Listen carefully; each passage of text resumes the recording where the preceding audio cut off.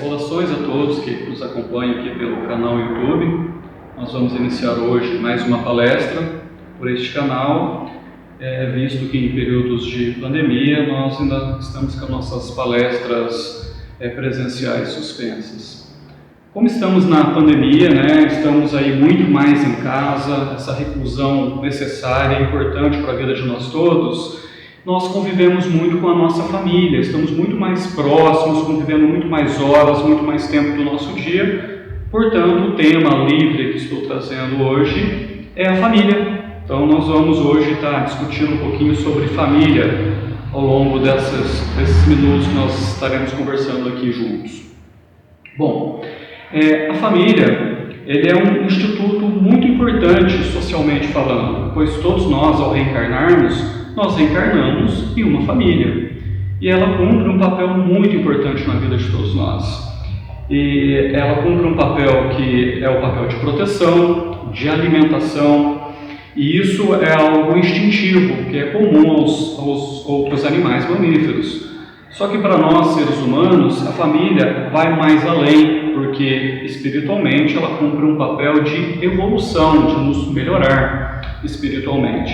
Então, no reino animal, todo o ser, assim que ele adquire a capacidade de sobreviver sozinho, ele se desvincula da família. Mas para nós, seres humanos, não. Esse vínculo continua existindo, continua aumentando ao longo da vida. E nós vamos falar um pouquinho sobre isso e vamos entender o porquê disso. Bom, preciso primeiro conceituar a família. O que vem a ser família? O conceito do latim, família, vem da palavra famulus. Famulus, em latim, quer dizer escravo doméstico.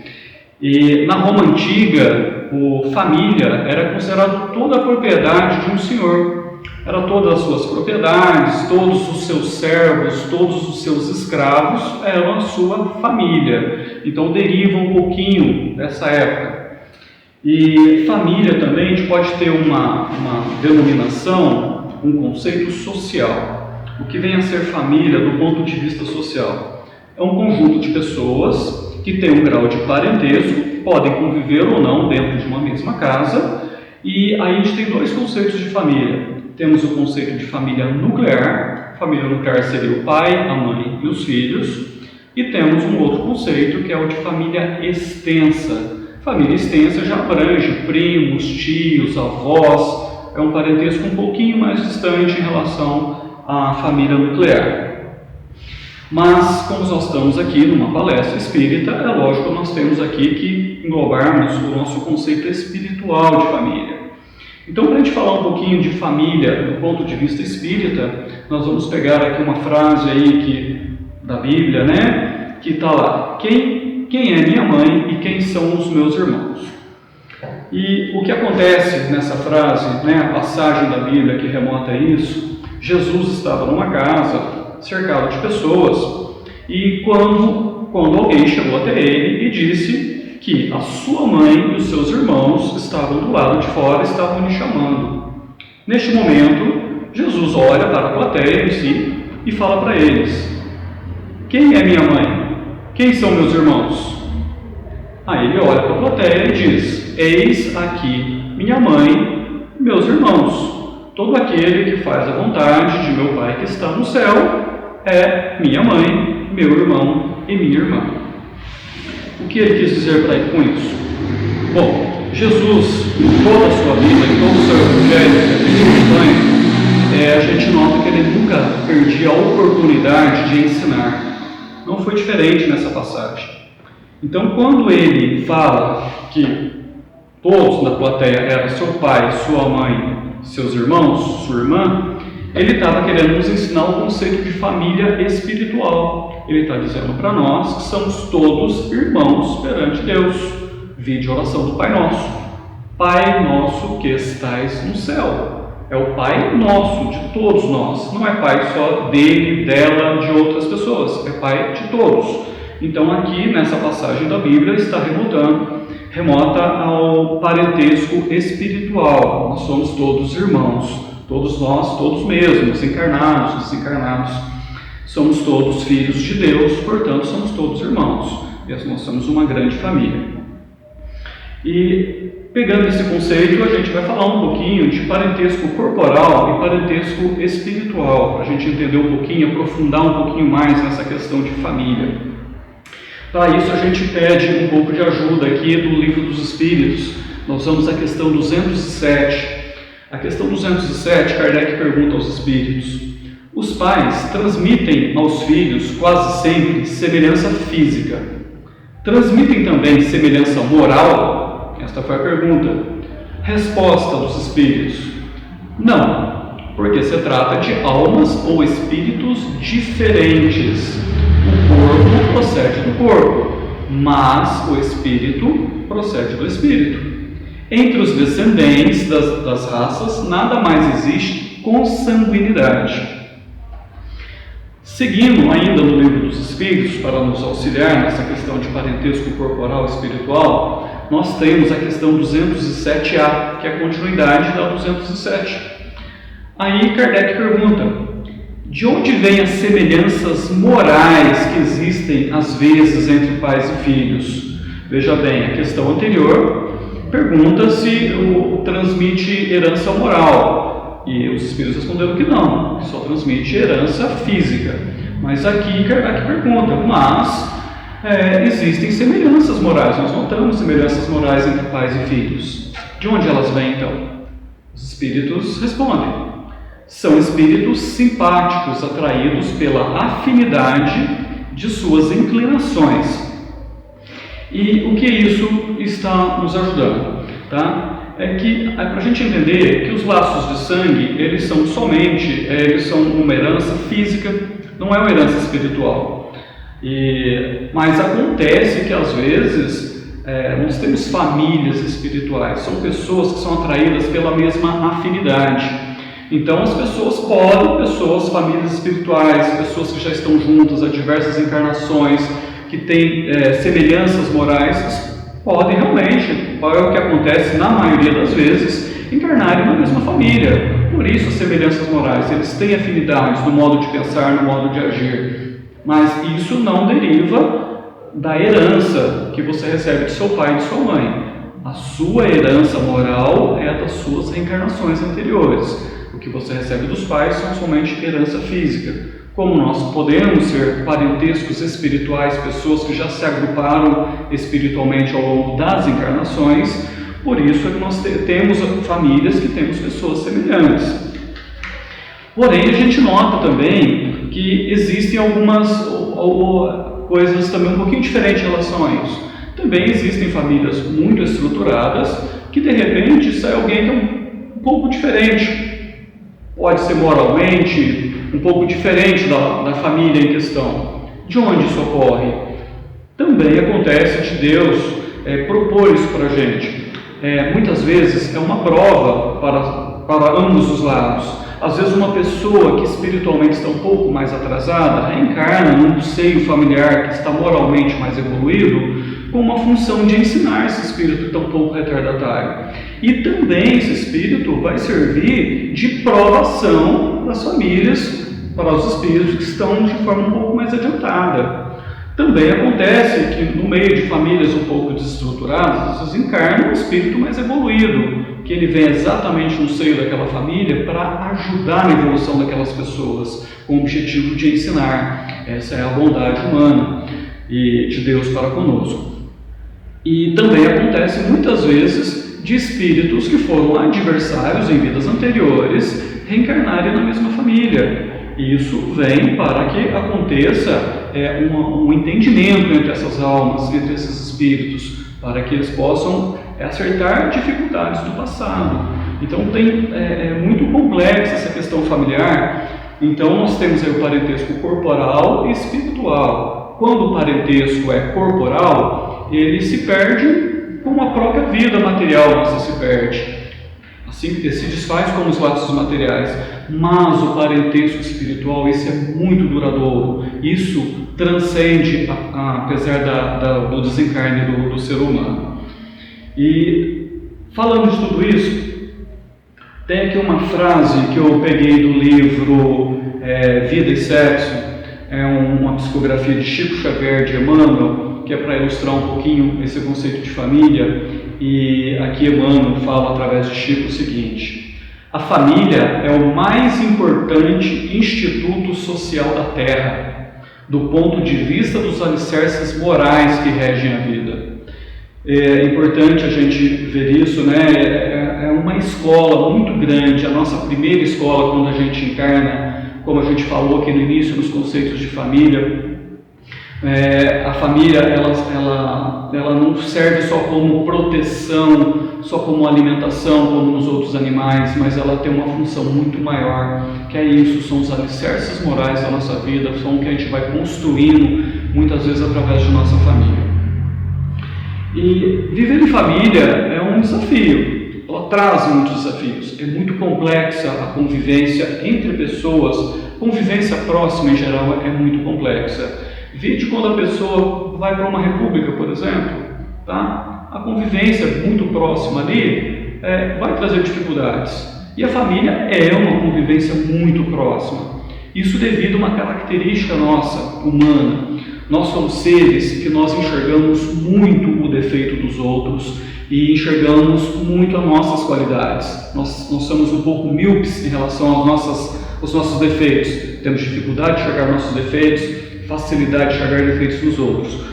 Por isso, a convivência muito próxima, como é a convivência familiar, nos traz muitos desafios.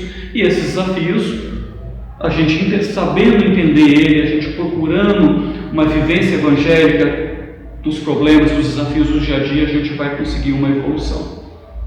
Eu trouxe aqui alguns desafios que eu enumerei baseado na literatura espírita. Lógico que os desafios são muito complexos, mas eu trouxe alguns muito comuns a todos nós, para a gente poder ilustrar aqui a nossa palestra.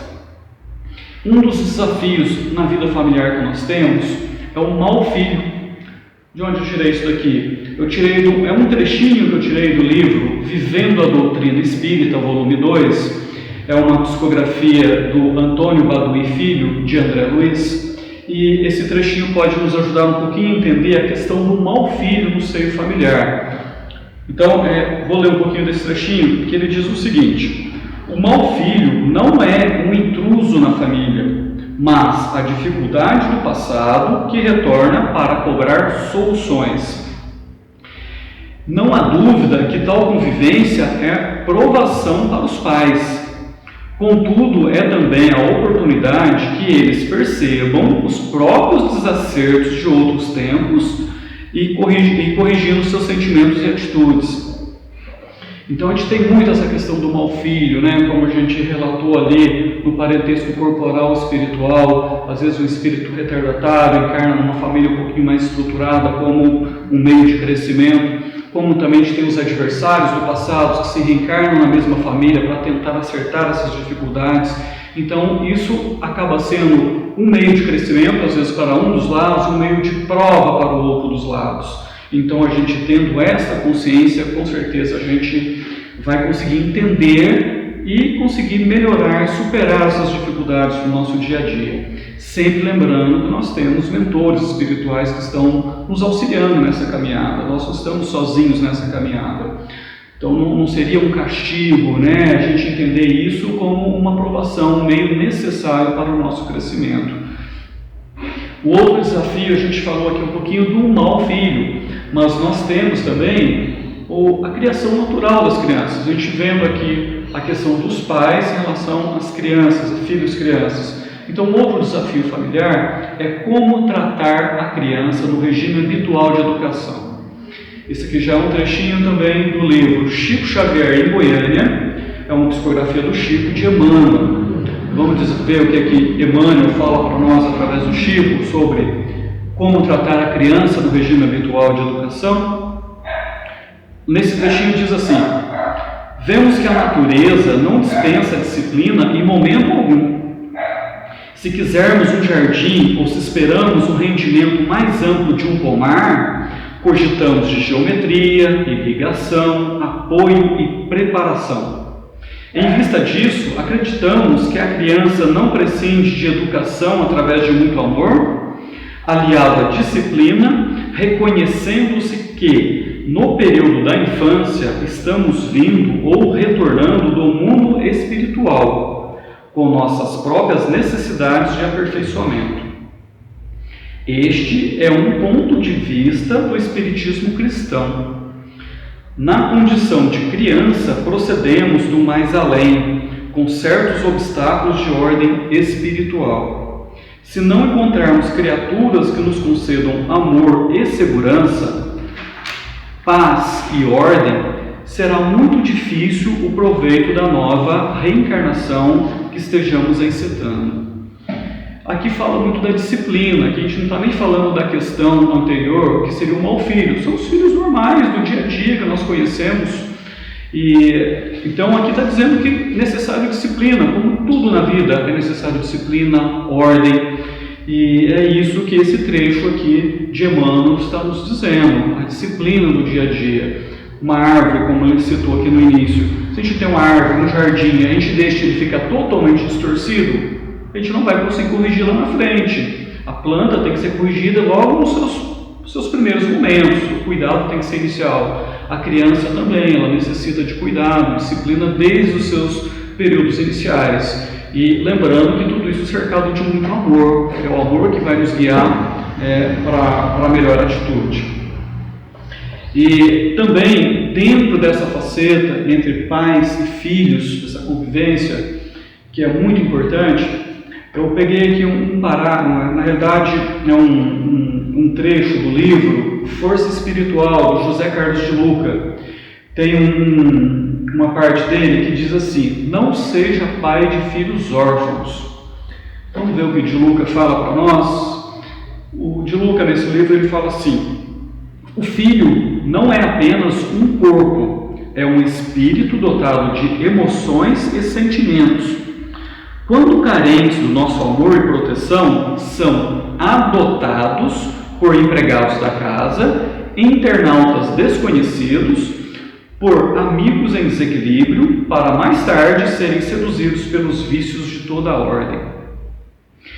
E aqui é muito importante esse trecho, né, quando ele diz que são adotados, porque a criança ela é muito carente de amor, de cuidado, de atenção, e quando isso faltar, ela vai buscar esses cuidados em outros meios, e nem sempre com a devida orientação evangélica que deveria estar sendo comedido aqui.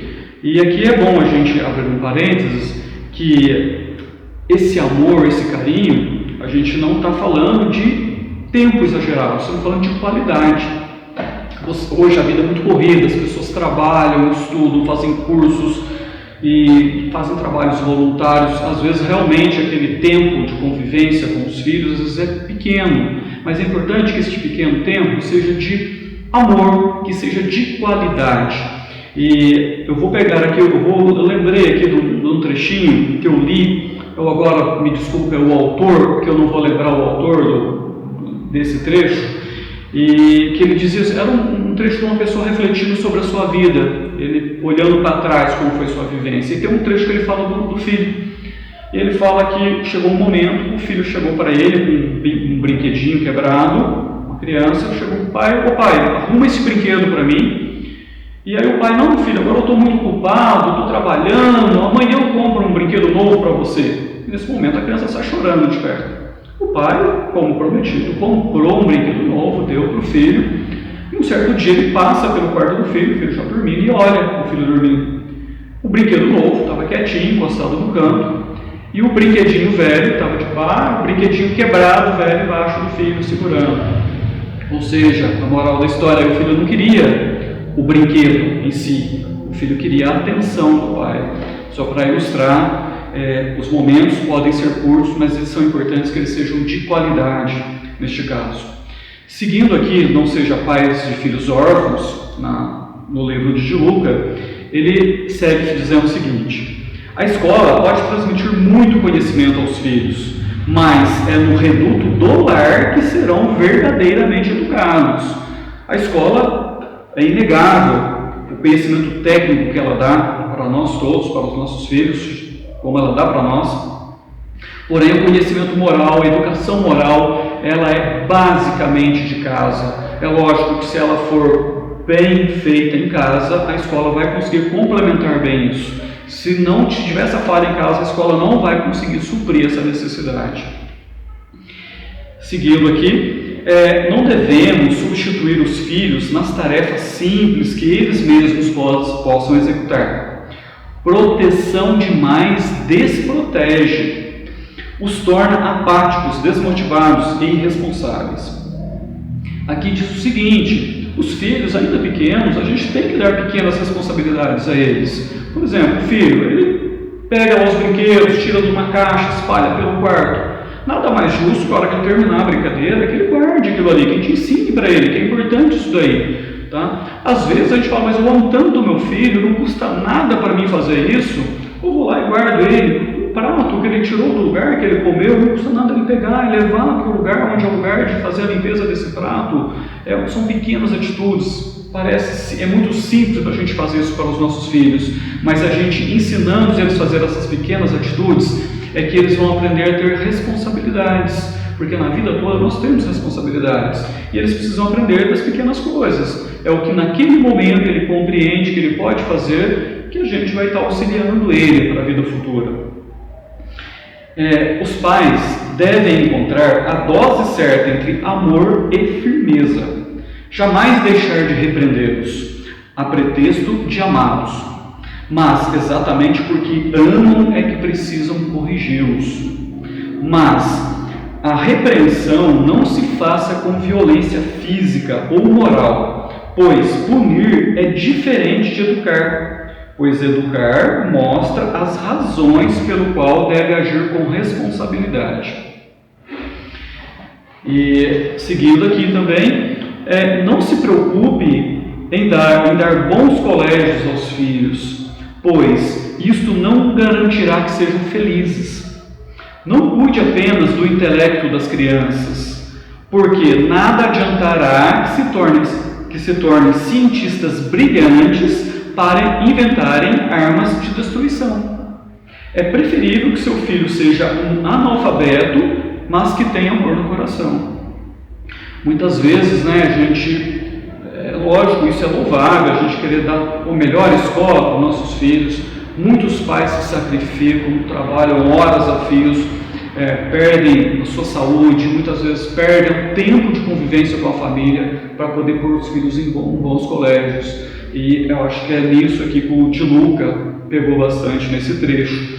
É lógico que é muito importante, é louvável isso, a gente querer dar o melhor conhecimento intelectual, afinal, na nossa evolução, nós estamos aqui para crescer também intelectualmente, mas que esse conhecimento intelectual seja em paralelo com o conhecimento moral. Se a gente tiver a base moral, o conhecimento intelectual será usado para o bem, mas o conhecimento intelectual sem conhecimento moral faz isso que falou aqui, tá? Você vai ter um cientista brilhante, aprendeu tudo, da matéria de conhecimento, mas usa aquele conhecimento para alguma coisa, para o mal. Então eu achei bastante interessante a gente agregar isso sobre não seja pais de filhos órfãos, vamos ser bastante presentes na vida de nossos filhos. E um outro desafio também que eu gostaria de colocar, que até agora eu falei muito da questão de pais adultos cuidando de crianças, de filhos crianças, mas nós temos o outro lado da moeda. Nós temos aqui os filhos já crescidos, adultos, e os pais envelhecidos, idosos, que precisam dos cuidados dos filhos. É o outro lado da questão familiar, que é um desafio, muitas vezes, dentro de muitas famílias. Quanto a isso, eu queria pegar aqui a frase do Evangelho: honra teu pai e tua mãe. Isso pode nos ajudar bem, como superarmos esse desafio, como nos ajudar nesse desafio de conviver com nossos pais idosos. Sobre honra teu pai e tua mãe. Honrar pai e mãe é uma consequência da lei da caridade e do amor ao próximo, porque não se pode amar ao próximo sem amar os pais. Muito verdadeiro isso, porque às vezes a gente fala, eu vou amar ao próximo, eu quero fazer alguma coisa pelo social, mas quem está mais próximo da gente? O nosso familiar, muitas vezes os nossos pais. Se eu sou incapaz de ajudar, de fazer uma caridade, de fazer o melhor para o meu pai, para a minha mãe, que é mais próximo que os pais, Como que eu vou fazer o bem, uma caridade para o meu colega de trabalho, para o meu vizinho, para o meu desconhecido? O próximo, muitas vezes, é o próximo mesmo, que está dentro de nossa casa, para depois a gente poder ajudar. É um exercício, né? A gente fazer a caridade para o próximo que está dentro da nossa casa, nos exercita a fazer a caridade para o próximo que está fora de nossa casa. Honrar pai e mãe não é somente respeitá-los, mas também assisti-los em suas necessidades, proporcionar-lhes repouso na velhice, cercá-los de solicitude, como eles fizeram por nós. Certos pais, é verdade, descuidam dos seus deveres e não são para os filhos o que deviam ser, mas é a Deus que compete puni-los e não aos filhos. Também a gente escuta muito isso, né? Às vezes realmente tem alguns pais que descuidaram dessa questão do cuidado com os filhos e depois mais tarde os filhos crescem, os pais envelhecem, os pais ficam dependentes dos filhos. Aí às vezes a gente escuta o filho falando: não tenho obrigação de ajudar o meu pai, ele me abandonou, é porque eu mais precisei, ele não estava presente, por que agora eu tenho que ajudá-lo? É isso que essa passagem está nos dizendo. Não cabe a nós julgar, não cabe a nós punir, cabe a nós fazermos o que é correto. E isso é uma prova para nós. Se algum de nós passar por essa situação, nós estamos sendo provados, é uma provação na qual nós estamos sendo testados. Se nós não passarmos por essa provação, certamente nós teremos que passar por ela de novo, até aprendermos, é o nosso aprendizado. Cabe a Deus dizer o que a punir alguém, dizer o que é certo e o que é errado. Cabe a nós fazermos o que é correto nessa situação. A piedade filial se mostra ainda mais necessária com os pais sem recursos. Isso não significa lhes dar o estritamente necessário para não morrer de fome, relegá-los ao pior cômodo da casa ou submetê-los a trabalhos domésticos com um pouco de saúde que ainda lhes resta, como uma forma de pagamento. Não é dar o estritamente necessário, mas sim atenção, carinho e as pequenas alegrias do supérfluo. A ingratidão é um dos frutos mais imediatos do egoísmo, mas a dos filhos para com os pais tem um sentido ainda mais odioso. Isso é por causa daquela questão que a gente está falando, né? Jesus, entre o maior dos mandamentos, ele diz que amar a Deus sobre todas as coisas. O segundo maior mandamento, amar ao próximo como a ti próprio. Ou seja, não faça para o próximo o que você não quer que faça para você, e faça ao próximo aquilo que você gostaria que fizesse para você. E como a gente acabou de falar aqui, quer mais próximo que o pai, a mãe, os nossos pais. Então, por isso que é muito importante a gente rever essa situação. Nós podemos estar passando por provas difíceis nessa questão familiar. Então, a questão familiar é uma questão muito complexa. A gente olha para a questão dos filhos, a gente viu, eu falei algumas das coisas, é lógico que é muito mais complexo do que isso, mas alguns pontos aqui amparados na literatura espírita que possam nos ajudar. Tem o outro lado do cuidado com os pais. E se a gente for extrapolar isso, nós temos também os nossos familiares, aquela nossa família extensa, temos nossos avós, nossos tios, nossos primos, que de alguma forma são nossos parentescos atuais da Terra. E às vezes também podem estar em algumas necessidades que às vezes a gente acaba se esquecendo. Então essa palestra de hoje, ela vem principalmente para exercitar os nossos valores morais. A família é um grande exercício a esse valor moral, que é aquele grande problema que nós vivemos, é a eterna luta do ser e do ter, ou seja, os valores morais e os valores materiais. Lógico que nós, como seres ainda em aprendizado, nós ainda somos muito ligados à matéria. É lógico que a questão do ter ainda está muito arraigado. Nós não estamos aqui para aprender, e essas questões aqui são simplesmente para nos dar dicas. A espiritualidade está aqui nos orientando.